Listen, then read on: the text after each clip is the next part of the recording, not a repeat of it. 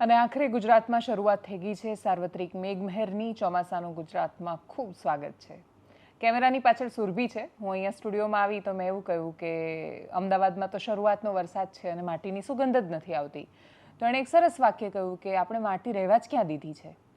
અને એટલે જ આ વાક્ય ચોમાસાના દિવસો દરમિયાન આપણને બધાને ચિંતા કરાવે એવી આશા સાથે. નમસ્કાર, એનાલિસિસ સાથે હું છું દેવાંશી.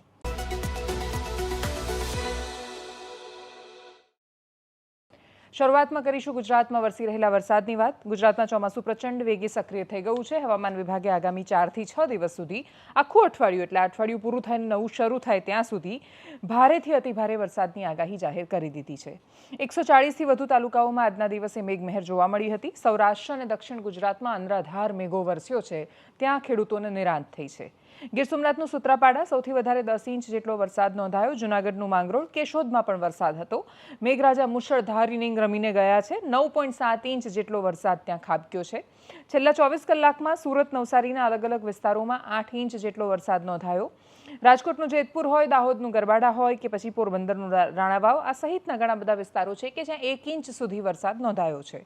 રાજ્યમાં એક સાથે હવે 5 જેટલી વરસાદી સિસ્ટમ સક્રિય થઈ છે અને એના કારણે ભારે ચેતવણીઓ જાહેર કરાઈ છે. હવામાન વિભાગે સૌરાષ્ટ્ર અને દક્ષિણ ગુજરાતના મુખ્ય જિલ્લાઓ જેવા કે જૂનાગઢ, ગીર સોમનાથ, પોરબંદર, જામનગર, દેવભૂમિ દ્વારકા, રાજકોટ, પંચમહાલ અને દાહોદ પૂર્વ વિસ્તારોમાં પણ ત્યાં અત્યંત અતિ ભારે વરસાદનું રેડ એલર્ટ આવનારા દિવસોમાં જાહેર કર્યું છે. દક્ષિણ ગુજરાતમાં સુરત, નવસારી, વલસાડ, તાપી, ડાંગ અને મધ્ય ગુજરાતના વડોદરા અને છોટાઉદેપુરમાં પણ અતિ ભારે વરસાદની આગાહી છે. આગામી 48 કલાક દરમિયાન અમદાવાદ, ગાંધીનગર અને ઉત્તર ગુજરાતના વિસ્તારોમાં પણ વાતાવરણમાં પલટો આવશે. ગાજવીજ સાથે વરસાદ પડશે. મધ્યમથી ભારે વરસાદી ઝાપટા જોવા મળશે. દરિયાકાંઠાના વિસ્તારોમાં 5 જુલાઈથી 40થી 50 કિલોમીટર પ્રતિ કલાકની ઝડપે પવન ફૂંકાવાની શક્યતા છે. અને એટલે જો તમે દરિયાકાંઠાના વિસ્તારની આજુબાજુ છો તો સાવધાની રાખવાની છે. વરસાદ આવતાની સાથે બહુ જ સ્વાભાવિક રીતે વિકસિત ગુજરાતને એના સ્માર્ટ શહેરો, એના રસ્તાએ જાતે ઢંઢેરો પીટ્યો છે કે પોતે કેટલા સ્માર્ટ છે.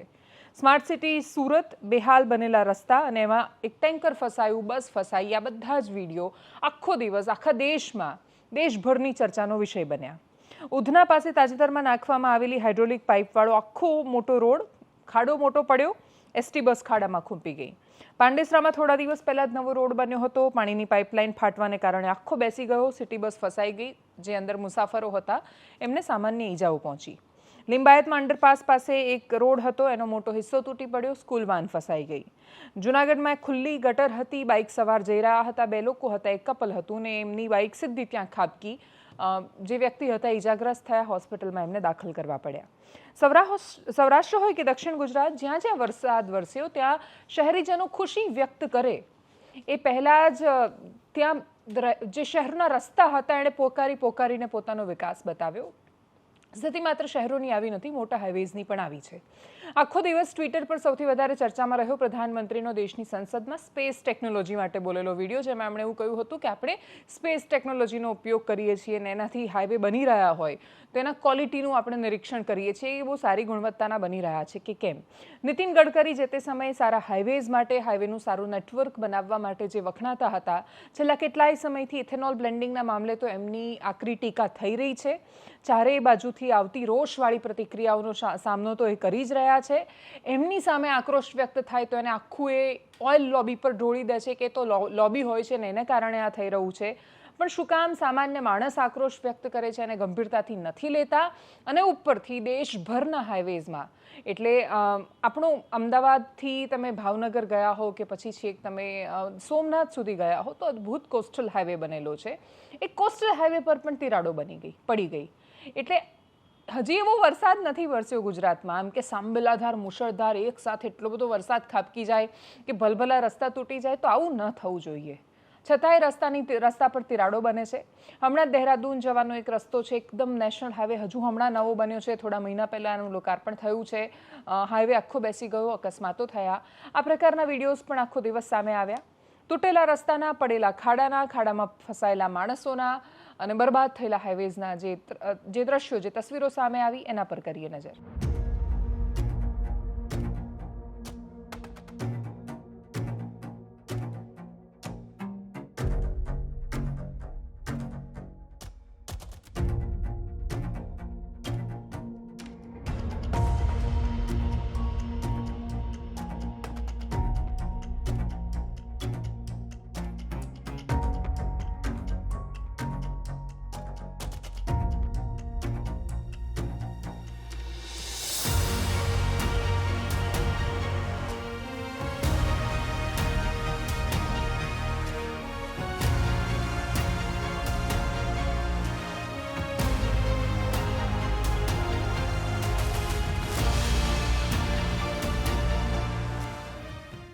આખો દિવસ ગુજરાતમાં ચર્ચામાં રહ્યું ચૈતર વસાવાના સમર્થનમાં મળેલું એક એવું સંમેલન કે જે ડેડિયાપાડામાં આદિવાસી એકતાના પ્રતીક સ્વરૂપે મૂકવામાં આવ્યું અને પ્રતીક સ્વરૂપે એટલે કેમ કે ગુજરાત સિવાય મધ્યપ્રદેશ રાજસ્થાન જેવા પડોશી રાજ્યમાંથી પણ આદિવાસી નેતાઓ આવ્યા હતા.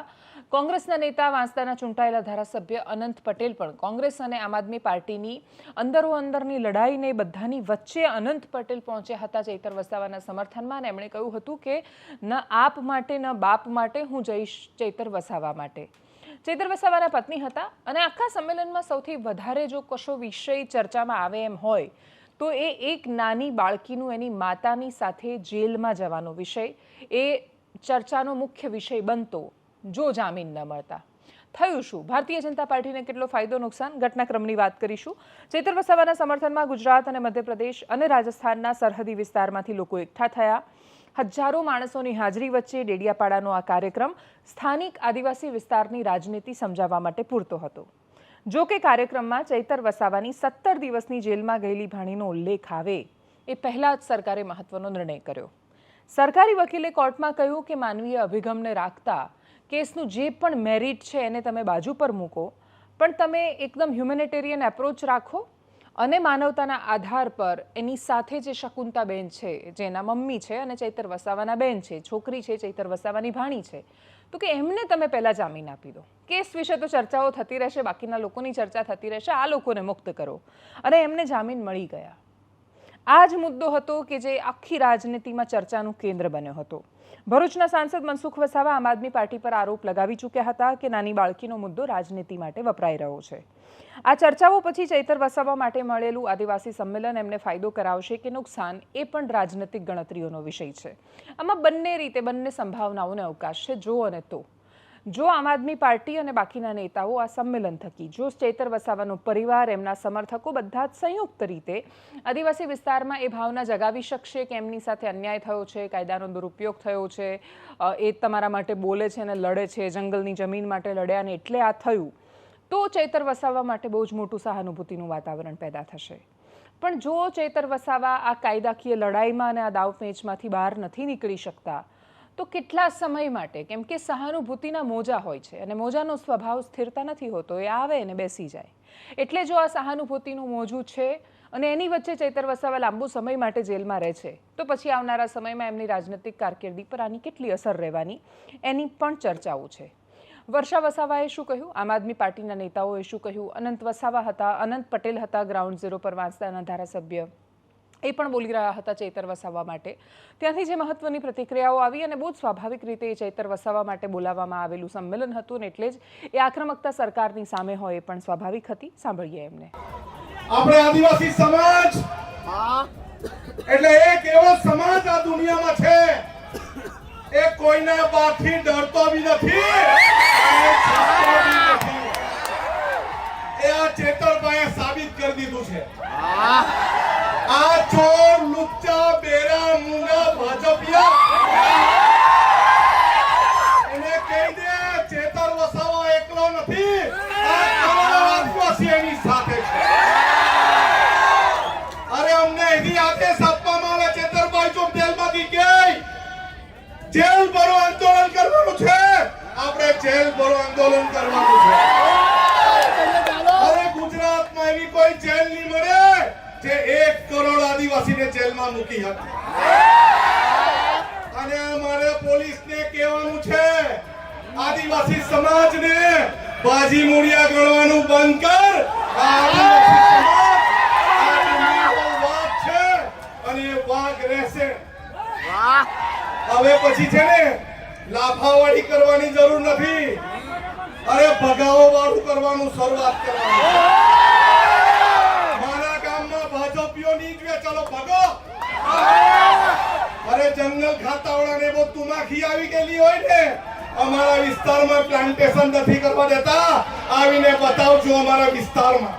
હવે જે 18 દિવસનું બાળક હતું, આપણે બધા જાણીએ છીએ 10 દિવસ જેલ ભોગવીને આવ્યું છે, પણ તમે બધા અહીંયા એકતા બતાવી અને હાલ જાણવા મળ્યું કે જામીન મળ્યા છે. તો આવી જ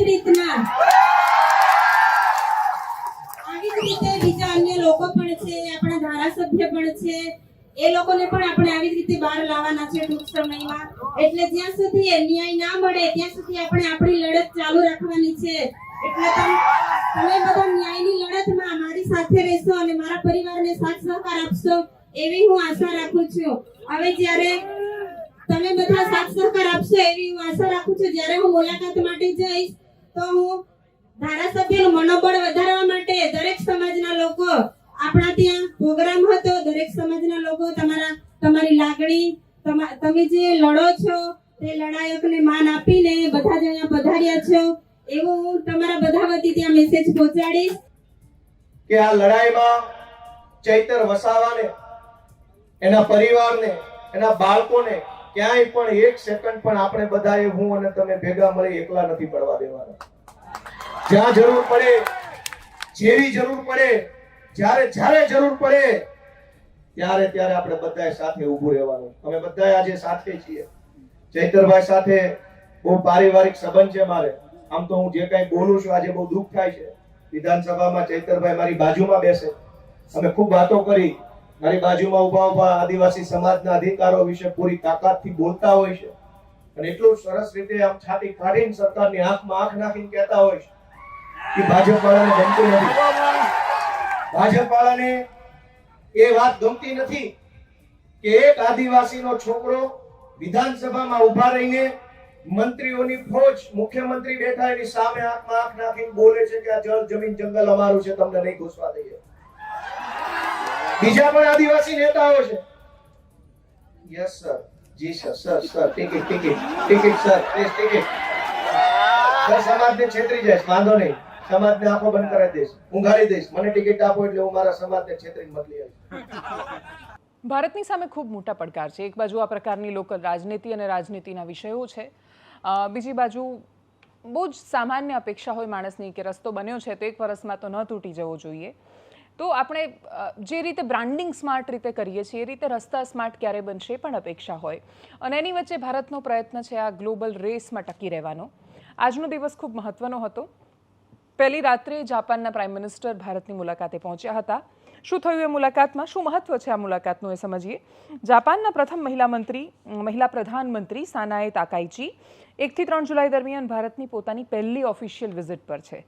રાષ્ટ્રપતિ ભવનના પ્રાંગણમાં એમને ગાર્ડ ઓફ ઓનર આપવામાં આવ્યું, એમનું ઔપચારિક સ્વાગત કરવામાં આવ્યું. દિલ્હીના હૈદરાબાદ હાઉસમાં પ્રધાનમંત્રી મોદી સાથે એમણે 16મું ભારત જાપાન વાર્ષિક શિખર સંમેલન ત્યાં યોજાયું હતું. બંને દેશના પ્રધાનમંત્રી ત્યાં હાજર હતા. એમણે સંયુક્ત પ્રેસ વાર્તા કરી સંબોધન કર્યું. કોન્ફરન્સ નહોતી, પ્રેસ સંબોધન હતું. પ્રધાનમંત્રી મોદીએ પીએમ સાનાએને પોતાની નાની બહેન કહીને સંબોધ્યા. ભારત જાપાન બિઝનેસ ફોરમમાં બંને દેશના પ્રધાનમંત્રી હાજર રહ્યા. બંને દેશો વચ્ચે આર્થિક ભાગીદારીનું માળખું જાહેર કરાયું છે, જે અંતર્ગત સેમિકન્ડક્ટર સપ્લાય ચેનને મજબૂત કરવા માટે ક્વોન્ટમ ટેકનોલોજી પર સાથે કામ કરવાનો નિર્ણય લેવામાં આવ્યો છે. સૈન્યનું હાર્ડવેર અને સંરક્ષણ સામગ્રીના સંયુક્ત ઉત્પાદન માટે એક બહુ જ મોટો ડિફેન્સ કોન્ટ્રાક્ટ પણ થયો છે. MOU પર સાઇન ને બાકી બધું થયું. આર્ટિફિશિયલ ઇન્ટેલિજન્સ, ડિજિટલ ટેકનોલોજી અને એડવાન્સ ટેકનોલોજી માટે સંયુક્ત જાહેરાત કરવામાં આવી છે. ફાર્માસ્યુટિકલ, એનર્જી સપ્લાય ચેન અને ક્રિટિકલ મિનરલ્સના ક્ષેત્રે પણ મજબૂત ભાગીદારી નોંધાવવામાં આવી છે. ઇન્ડો પેસિફિક ક્ષેત્રમાં, હિન્દ પ્રશાંત મહાસાગરના ક્ષેત્રમાં ચીનના વધતા પ્રભાવ અને દરિયાઈ સરહદો પર તણાવ વચ્ચે ક્વોડના આ બંને દેશો એનું એકસાથે આવું વૈશ્વિક સ્તરે ખૂબ મહત્વનું છે. જાપાનના અગ્રણી 50 ઉદ્યોગપતિઓ પણ આ પ્રવાસમાં સાથે આવ્યા હતા અને એટલે જ ભારતમાં ઇન્ફ્રાસ્ટ્રક્ચર અને મેન્યુફેક્ચરિંગ ક્ષેત્રમાં જાપાન બહુ જ મોટું રોકાણ કરે એવી શક્યતા છે. ક્વોડ 4 દેશોનો બનેલો સમૂહ છે. ક્વોડ શબ્દ આવ્યો ને એટલે ખાલી એની થોડી વાત કરી લઉં કે ક્વોડ 4 દેશોનો બનેલો એક સમૂહ છે, જેમાં ભારત અને જાપાનનું આવવું એટલા માટે પણ બહુ જ મહત્વનું છે કેમ કે ફરી એકવાર ઉલ્લેખ કરવામાં આવ્યો કે હિન્દ પ્રશાંત મહાસાગરનું આખું ક્ષેત્ર છે એ ફ્રી રહેવું જોઈએ, મુક્ત રહેવું જોઈએ, કોઈ એક દેશના દબાણ વગર રહેવું જોઈએ. અને એ કોઈ એક દેશ એટલે ચાઇના વિશે વાત કરવામાં આવે છે. ઓસ્ટ્રેલિયા અને અમેરિકા પણ આ ક્વોડનો હિસ્સો છે. પણ છતાંય મહત્વનું છે કે ભારત અને જાપાન જેવા 2 દેશો જેની સાથેના આપણા જૂના સાંસ્કૃતિક સંબંધો પણ બહુ જ મહત્વના છે, કલ્ચરલ જોડાણ રહેલું છે, એકબીજાના દેશ અને સંસ્કૃતિ માટે આદર સન્માન રહેલું છે, એવા દેશના લોકો જ્યારે ભેગા થઈને કોઈ નિર્ણયો પર સરખી રીતે કામ કરવાની શરૂઆત કરે છે તો એ બહુ મહત્વનું રહેવાનું છે. સુઝુકી પણ ગુજરાતમાં બહુ મોટું કામ કરી રહ્યું છે. સુઝુકીએ બનાસ ડેરી સાથે પણ કોન્ટ્રાક્ટ થયેલા છે અને એ કામ તો કાર્યરત છે. એક આખી ઇકોસિસ્ટમ કેવી રીતે બની શકે અથવા એક જિલ્લો જો આવનારા સમયમાં આખા દેશ માટે કોઈ ઉદાહરણ પૂરું પાડશે તો એ બનાસ રહેવાનો છે. કેમ કે બનાસની બહેનો જે ક્રાંતિ કરી રહી છે ડેરીની સાથે રહીને, એ પોતાની અંદર બહુ જ અવિશ્વસનીય અને છતાંય આખા દેશ માટે પ્રસ્તુત ઉદાહરણ છે કે ત્યાં બહેન માત્ર પશુપાલન નથી કરતી, એમાંથી એ લાખો રૂપિયાની આવકનું સર્જન કરે છે. માત્ર આવકનું સર્જન દૂધ નથી વેચતા, એના પછી એ ગોબર ગાયનું છાણ પણ વેચે છે. એ ગોબરમાંથી સુઝુકીની સાથે જે કરાર થયા છે એના હેઠળ સીએનજી પેદા થાય છે અને પછી એ સીએનજીનું સ્ટેશન પણ ચાલે છે. અને પછી મહિલાઓના ગાયના ગોબરમાંથી બનેલો સીએનજી એ ત્યાંની ગાડીઓમાં પુરાય છે, સસ્તો એ મળે છે અને સ્વદેશીય છે. એટલે ગમે તેવી સામુદ્રિક ધુનીઓ, એટલે સ્ટ્રેટ ઓફ હોર્મુઝ બંધ થાય કે પછી કોઈ પણ પ્રકારના સ્ટ્રેટ બંધ થાય કે જેના કારણે આ બધી અવરજવર થતી હોય, તો એની અસર બનાસકાંઠા પર વિશેષ રૂપે નથી થતી. કેમ કે આત્મનિર્ભરતા કોને કહેવાય એનું બહુ જ મોટું ઉદાહરણ ત્યાં છે. કેમ કે ગેસનું એમની પાસે પોતાનું પ્રોડક્શન છે. પ્રશ્ન ખાલી ગેસનો નથી, આખી સિસ્ટમ એટલી સરસ રીતે બનેલી છે કે એ ગાયોનું પણ સંવર્ધન કરી રહ્યા છે. જૂની દેશી પદ્ધતિથી ગાયોમાં આઈવીએફ ઇનશોર્ટ કરાવી રહ્યા છે કે જેથી સારી ઓલાદની ગાય પેદા થાય અને ફરીથી એ જમાનામાં પાછા જાય કે એક સમય હતો કે જ્યારે ગાય 50-50 લીટર દૂધ આપતી હતી. તો એ પ્રકારની જૂની નસ્લની દેશી, એકદમ દેશી કાંકરેજી હોય કે પછી ગીર હોય તો એ ગાયોના સંવર્ધન માટે પણ કામ થઈ રહ્યું છે. અને એટલે આખો સમુદાય જ્યારે સંયુક્ત રીતે કોઈ એક ભાવનાથી જોડાય ત્યારે શું થાય તો કે જળસંચયનું એ કામ થાય. તમે ભૂગર્ભ જળનું એક બાજુ દોહન થઈ રહ્યું છે તેને રિચાર્જ કરવાનું કામ પણ કરો, સીએનજી પણ ચલાવો, અને એમાંય જ્યારે દુનિયાની ટેકનોલોજી સાથે જોડાય એટલે સુઝુકી જેવી કંપનીઓ આવે ત્યારે તસવીરો બદલાતી હોય છે. પ્રશ્ન માત્ર એટલો છે કે કઈ સ્ટોરી પર તમને ભરોસો છે. એક દિવસ બધું બદલાશે અને સારું થશે એવા આશાવાદી છો તમે, કે પછી સ્થિતિઓને જોઈને તમને એવી નિરાશા લાગે છે કે આ દેશમાં કશું જ થવાનું નથી. આપણા હાથમાં છે કે આપણે કઈ સ્ટોરી પર ભરોસો કરીએ છીએ અને કઈ દિશામાં જવા માંગીએ છીએ. નિરાશા થાય એવી દરરોજ ઘટનાઓ બને છે. તમે રસ્તાની બહાર નીકળો અને તૂટેલા રસ્તા જોઈને તમને પહેલો વિચાર આવશે કે આ દેશમાંથી કરપ્શન ક્યારેય નથી જવાનું. પણ શરૂઆત મારાથી થશે એવો વિચાર પણ જો આપણને આવે તો પણ કદાચ આપણે બદલાવની દિશામાં પહેલું કદમ તો ઉઠાવી લીધું છે. પ્રધાનમંત્રી મોદી અને જાપાનના પ્રાઇમ મિનિસ્ટર વચ્ચે થયેલી વાતનો પ્રેસ કોન્ફરન્સનો જે વિડીયો સામે આવ્યો છે, કરીએ એના પર નજર. एक्सेलेंसी और मेरी छोटी बहन प्रधानमंत्री ताकाइची जी, दोनों देशों के डेलीगेट्स, मीडिया के साथियों, नमस्कार. फ्रेंड्स, कुछ ही दिन पहले G7 समिट में मैंने कहा था कि वैश्विक उथल-पुथल के आज के माहौल में आपसी विश्वास हमारा सबसे बड़ा स्ट्रेटेजिक एसेट है और मुझे गर्व है कि भारत जापान की साझेदारी इस कसौटी पर पूरी तरह खरी उतरती है. पिछले कई दशकों में ऑटोमोटिव से लेकर इलेक्ट्रॉनिक्स तक जापान ने भारत की ग्रोथ स्टोरी का अहम हिस्सेदार बनकर दोस्ती और विश्वास की एक अमूल्य पूंजी बनाई है. और आज प्राइम मिनिस्टर ताकाइची की यात्रा से हम अपनी special strategic and global partnership के नए अध्याय की शुरुआत कर रहे हैं. Ladies and gentlemen, good afternoon and namaskar. First and foremost, I would like to extend my heartfelt gratitude to Prime Minister Modi and the people of India for your warm hospitality on the occasion of my visit to your country. You called me a beautiful younger sister, Prime Minister Modi. But at the small meeting before the big meeting, we confirmed that we are on the same page and develop this relationship as brother and sister. Japan and India must leverage our respective strength to become stronger and more prosperous together. In the midst of international affairs in disarray, the establishment of such intercomplementary cooperative relationship has become ever more important. From such perspective, as Prime Minister Modi and I engaged engaged in discussions over diverse issues, we again were reminded of the many goals we share. એનાલિસિસમાં અત્યારે બસ આટલું. જો આપ અમને YouTube પર જોઈ રહ્યા છો તો સબસ્ક્રાઇબ કરો, ફેસબુક પર જોઈ રહ્યા છો તો ફોલો કરો, વિડીયોને શેર કરો. નમસ્કાર.